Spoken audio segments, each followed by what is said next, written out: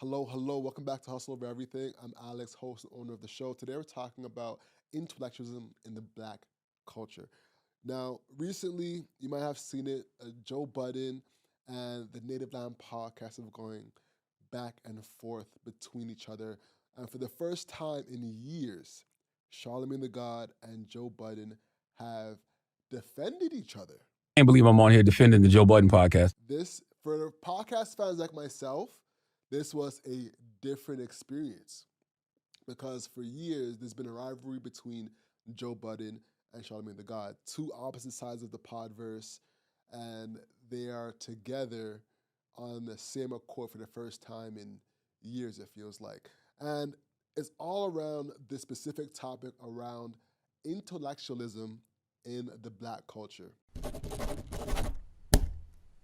For those who don't know, Tiffany on the Native Land Podcast had a podcast where she was specifically using Queen's Flipp, a member of the Joe Budden Podcast, to highlight the anti-intellectualism of Black Americans in America.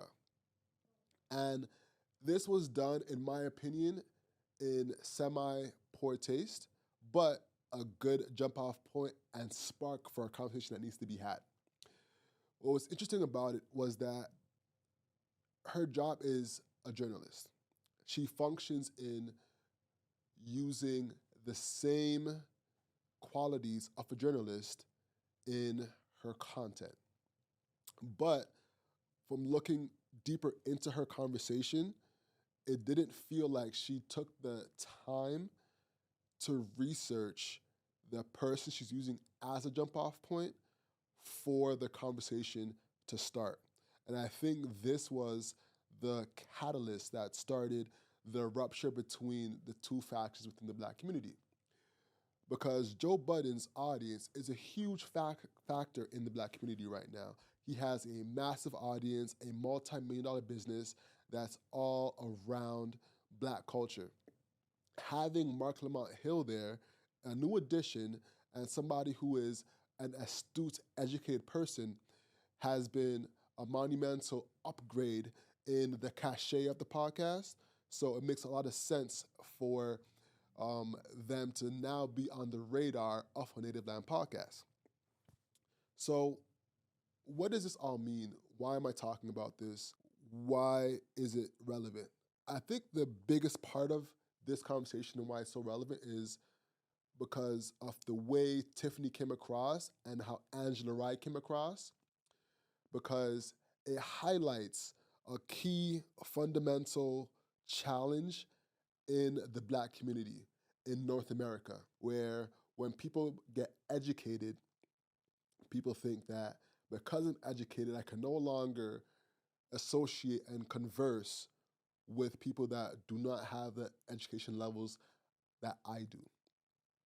And because Marc Lamont Hill was on the Joe Budden Podcast getting at Queen's Flipp, people thought that this is a low view for Marc Lamont and he should not be on that show. What's interesting about this is the role Marc has on the show. Marc plays an integral role where he is the go-to person when it comes to topics of substance, topics of political nature, topics of intersectionality, gender. So when men want to have an eloquent discussion, a curiosity-based discussion, they refer to him. What's interesting, though, is how now that he's there, now that he's having conversations, the other intellectuals, like the Native Land Podcast, like the Tiffany's, like the Amanda, they are against that.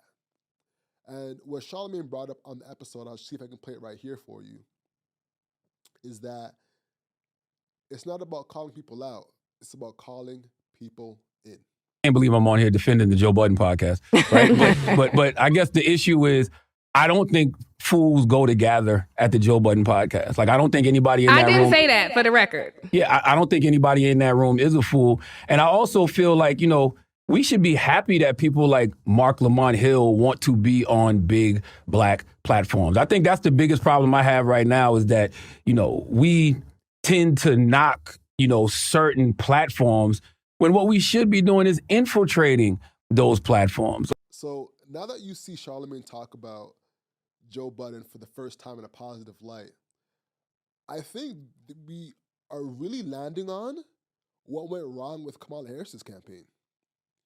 Because Kamala Harris continuously saw herself as a high-ranking, intelligent person, it would behoove her to go on platforms where it could be more dim-witted, more lowbrow, because half of America is lowbrow. What is the reading level of average Americans? Now, Andrew Gilman, another person on the podcast, had an amazing point. You need to meet people where they are. Let's keep it a buck, people. The average reading level of most Americans is not that high. So meeting people where they are, whether it be on a Flagrant, on a Joe Rogan, on a Theo Vaughn, that's what Trump did. And that's what got him elected, going on those platforms. Aiden Ross. I'm not saying Kamala should be on Aiden Ross, but I'm saying she needs to meet people where they are. And having that perspective of being able to be flexible and communicate to people where they are in life and not saying this is only for the highbrow community. That's what was missing from her campaign. And I think that's a core thing that's separating Black people when it comes to having conversations that matter.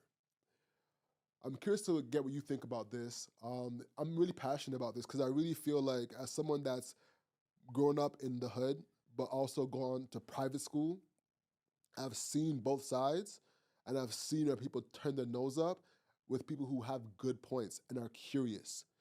And it just causes a fundamental disdain instead of curiosity, positive environment. So I think this is an opportunity for Black people to really look at each other and be like, am I being the person who is calling people in or somebody who is literally just shooing people off because of the optics of what it looks like, I think it's something that we should definitely consider talking about and highlighting. But what do you guys think? I would love to know. It's a quick side note. We are in Whip Media Studios, so if you are in Toronto and are looking for a place to record, feel free to holler at us. And while you're here, make sure you hit subscribe. We're having conversations like this continuously. This is day 3 of the Podathon, and I'll see you tomorrow. All right, y'all. Peace.